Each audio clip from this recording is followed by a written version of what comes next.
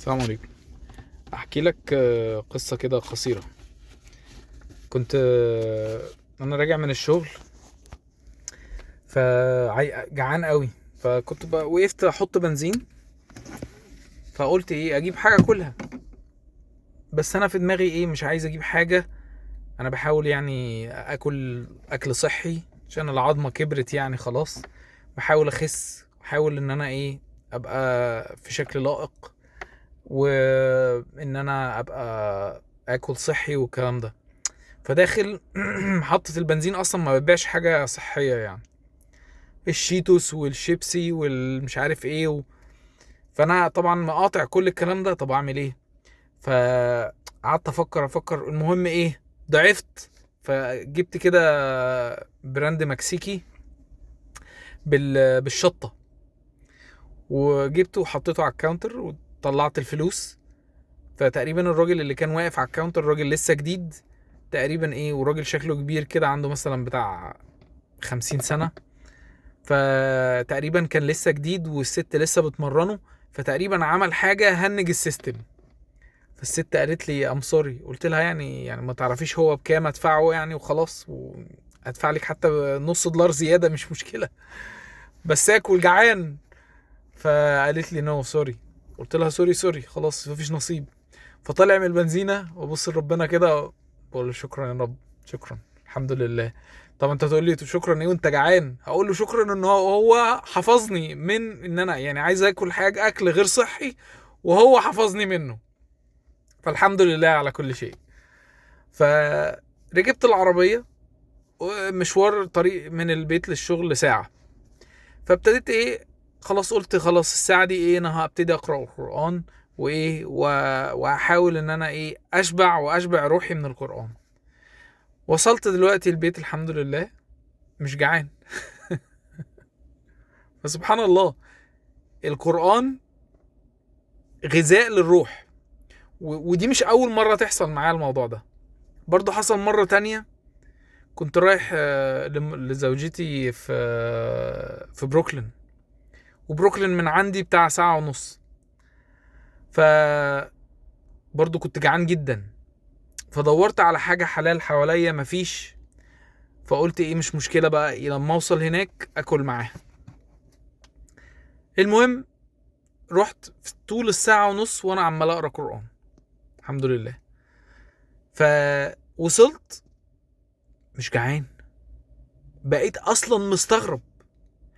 فخلي بالك، اوقات كتير انا اتكلم عن نفسي، من المشاكل النفسية والتقلبات النفسية، ولو انت شخصية حساسة، انت الجوع بتاعك ممكن يكون جوع روحي. ركز في الحتة دي جدا.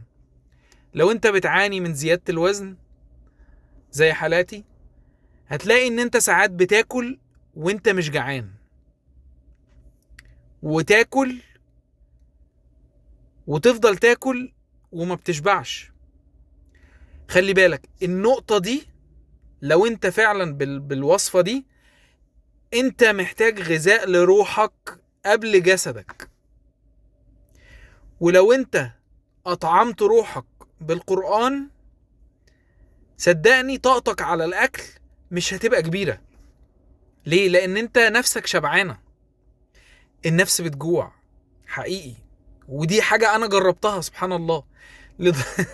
لدرجة ان انا لما جات لي فكرة الفيديو، بص الآية اللي قلت أول ما جات لي فكرة الفيديو، سبحان الله لقيت الآية جاية إيه بقى؟ اسمع بقى. بسم الله الرحمن الرحيم.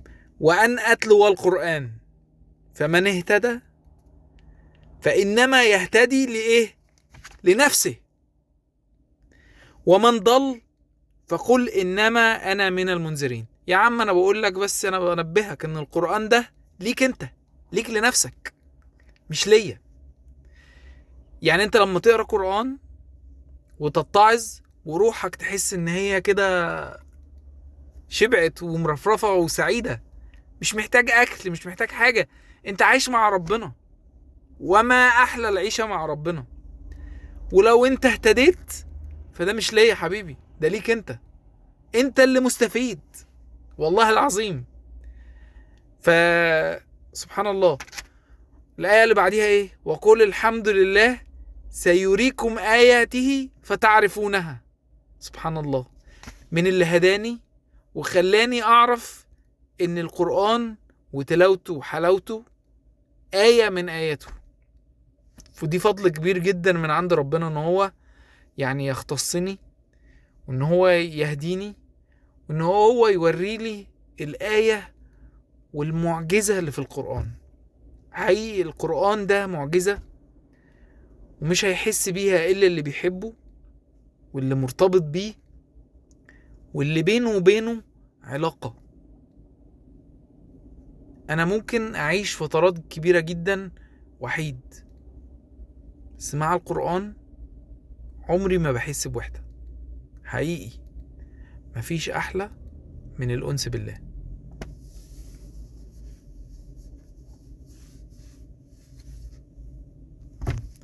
وما ربك غافلا عما تعملون.